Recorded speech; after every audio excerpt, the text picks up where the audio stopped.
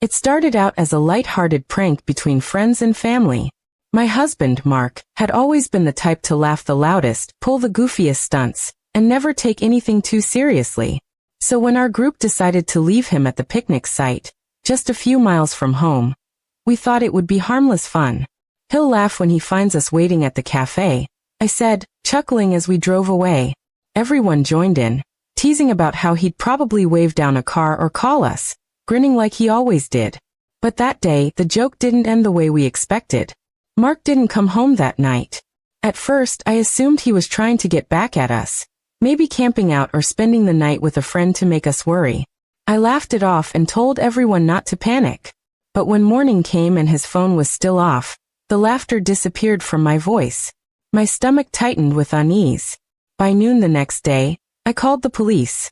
They assured me that sometimes people just needed space, but I knew Mark. For all his silly behavior, he'd never leave me hanging like this. He wasn't one to hold grudges. My mind kept replaying the moment we'd driven off. The look on his face, half confused, half amused. Was that the last time I'd see him like that? The following days were filled with guilt and restless searching. His car was still at the picnic site, keys gone, but his backpack was in the trunk. It didn't make sense. He wouldn't just wander off without water or a phone. The authorities organized a search through the nearby woods. I joined them, calling his name until my voice cracked. Every rustle in the trees made my heart jump. But he wasn't there. Weeks passed. Friends stopped calling as often. People whispered about how the harmless prank might have gone too far. Some said maybe Mark just wanted to get away. That maybe our marriage hadn't been as perfect as it looked. Their words stung, but what hurt more was the truth buried in them. Lately, Mark had seemed distant. He'd been smiling, yes, but it was a tired smile, the kind someone wears to hide pain.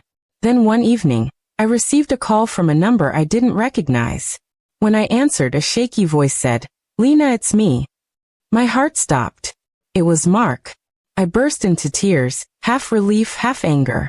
"Where are you?" I shouted. He hesitated before replying, "Close. But not home. I need to talk to you first." We met at a small diner outside town. He looked different, thinner, sunburned, but calm in a way that unsettled me. I rushed to hug him, but he didn't hug back. "Mark, what happened? Where have you been?" I asked. He stared into his coffee and said quietly, "When you left me there, I realized something. You all thought it was funny, leaving me behind like I didn't matter.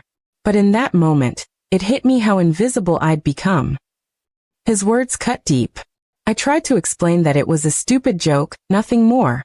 But he shook his head. "It wasn't just the joke, Lena. It was years of being laughed at, dismissed, treated like I'm the fool of every story. That day just made it clear how little anyone saw me." I didn't know what to say. Guilt weighed on my chest like a stone. He told me he'd walked for miles, ended up at a small cabin owned by an old friend, and stayed there to think. I needed to figure out if going back even made sense, he admitted. But then I thought about how much I still love you. That's why I came back, not for the joke to end, but to start over. I cried, apologizing over and over, but Mark just looked tired. "You can't undo what happened," he said softly. "But maybe we can learn from it." We drove home that night in silence. I kept glancing at him, afraid he'd disappear again. Back at home, everything looked the same. The couch, the framed photos, his half-read book on the shelf. Yet something between us had shifted. He unpacked his bag quietly, then went to the backyard where he used to joke about building a fire pit. He stood there for a long time, staring into the distance. Over the next few weeks, we began to talk more honestly than ever before. He told me about how small he'd felt in his own life, about the laughter that used to comfort him, but now only reminded him of loneliness. I listened, really listened, for the first time. The man everyone called foolish had more depth than I'd ever cared to notice. It's been months now since that day. We no longer make jokes at each other's expense.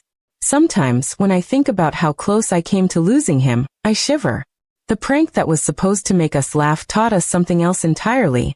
That love dies in silence, not in anger, and that no one deserves to feel like a joke in their own home. And though Mark forgave us, I still haven't forgiven myself. Because when he came back, it wasn't just our marriage that changed, It was me. I finally learned that the people we call foolish are often the ones who carry the heaviest hearts, waiting for someone to finally see them.